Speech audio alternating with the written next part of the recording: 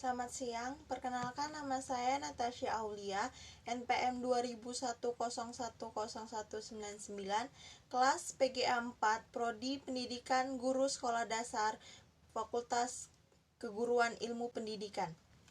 Di sini saya akan memaparkan jawaban dari kuis yang diberikan oleh dosen KDP PKN, Ibu Eva Pasaribu, SPD MPD. Yang pertama adalah sebutkan dan jelaskan isi Permendiknas nomor 22 tahun 2006 tujuan dari mata pelajaran pendidikan kewarganegaraan.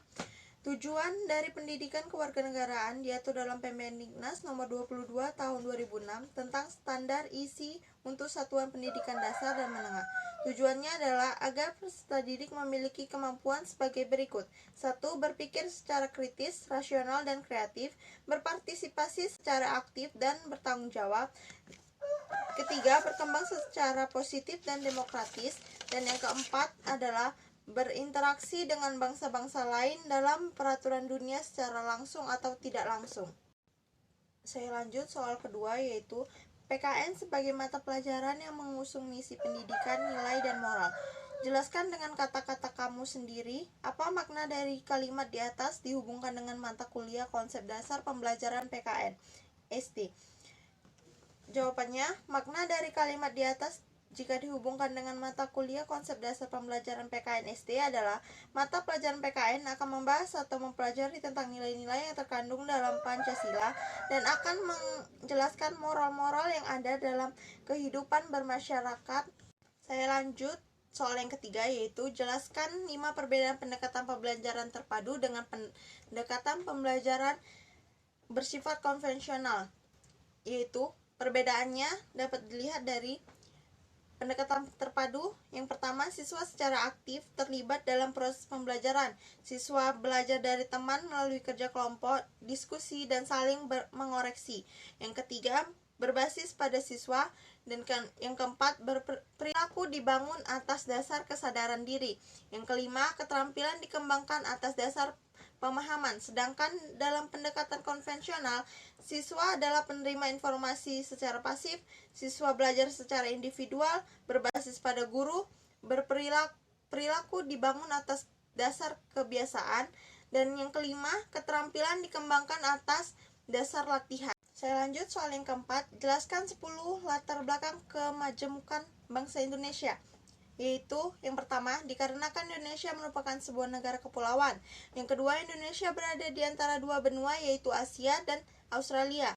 Yang ketiga, Indonesia berada di antara dua samudra, yaitu Samudra Hindia dan Samudra Pasifik. Yang keempat, Indonesia berada pada jalur perdagangan internasional. Yang kelima, Indonesia menjadi negara yang memiliki berbagai macam bentuk kemajemukan. Yang keenam, bangsa Indonesia di masa penjajahan sampai sekarang disebut wilayah Nusantara. Yang ketujuh, terdiri dari 5 pulau besar. Dan yang ke-8, setiap pulau memiliki keanekaragaman suku, bangsa, budaya, bahasa, ras, dan adat. Yang ke-9, bangsa Indonesia menjadi tersemboyan dalam Bhinneka Tunggal Ika. Dan yang ke-10, keanekaragaman yang terjadi di Indonesia. Saya lanjut soal yang kelima, yaitu paradigma pendidikan demokrasi yang perlu dikembangkan dalam lingkungan sekolah adalah pendidikan demokrasi yang bersifat multidimensional atau bersisi jamak. Jelaskan pernyataan di atas dengan kata-katamu sendiri. Jawabannya, pendidikan demokrasi yang bersifat multidimensional merupakan pendidikan PKN yang berisi tentang pendidikan nilai demokrasi, pendidikan moral, pendidikan sosial, dan masalah pendidikan politik. Sifat multidimensional antara lain pandangannya yang pluralistik, sikapnya dalam menempatkan individu, negara, dan masyarakat global secara harmonis. Saya lanjut soal yang keenam, yaitu jelaskan 5 tujuan pendidikan kewarganegaraan di SD. Tujuan pendidikan kewarganegaraan di SD yaitu berpikir kritis, rasional, dan kreatif, berpartisipasi secara cerdas dan tanggung jawab, berkembang secara positif dan demokratis, berinteraksi dengan bangsa-bangsa lain, dan dapat mengenal nilai-nilai dan norma-norma yang ada di Indonesia. Saya lanjut soal yang ketujuh, yaitu jelaskan 3 dimensi pendidikan kewarganegaraan menurut Winata Putra. Yang pertama ada PKN sebagai program kurikuler. Adalah PKN merupakan bagian dari program pendidikan dan dirancang dan diajarkan pada peserta didik.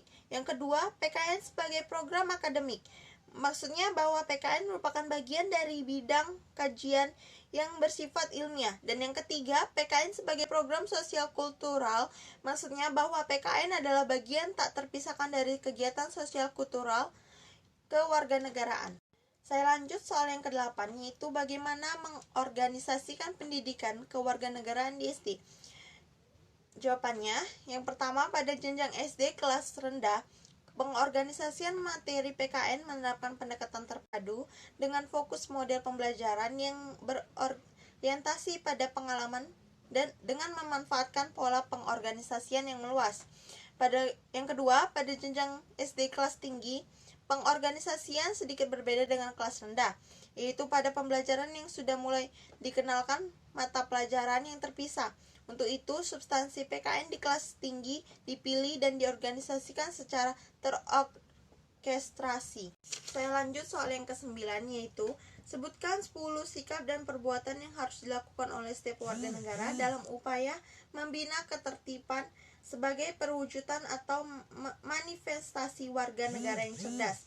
Ya, yang pertama, mencintai produk dalam negeri. Kedua, menjaga persatuan dan kesatuan bangsa.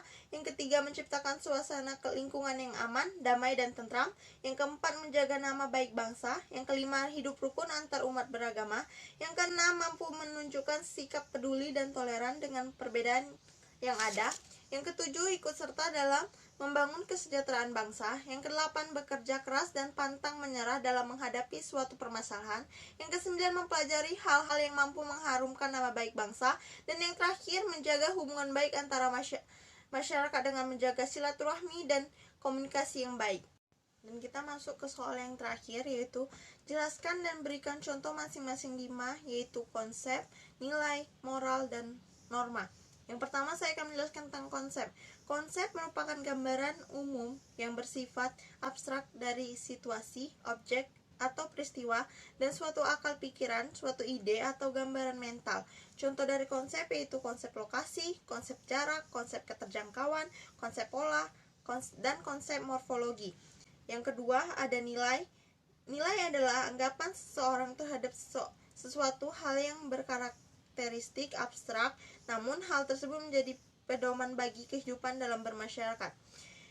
Contoh nilai yaitu nilai religius, nilai teori, nilai sosial, nilai politik, dan nilai ekonomi. Yang ketiga yaitu moral. Moral merupakan hasil ciptaan yang dihasilkan dari unsur kebudayaan dan agama. Moral adalah ajaran mengenai baik buruknya suatu perbuatan maupun perilaku. Contoh dari moral yaitu moral ketuhanan, moral ideologi dan filsafat, moral etika, moral disiplin dan hukum, dan moral kesusilaan. Yang keempat ada norma. Norma yaitu merupakan sebuah pedoman dan aturan yang mengikat individu atau kelompok dalam tatanan kehidupan bermasyarakat. Contohnya norma agama, norma kesusilaan, norma kesopanan, dan norma hukum.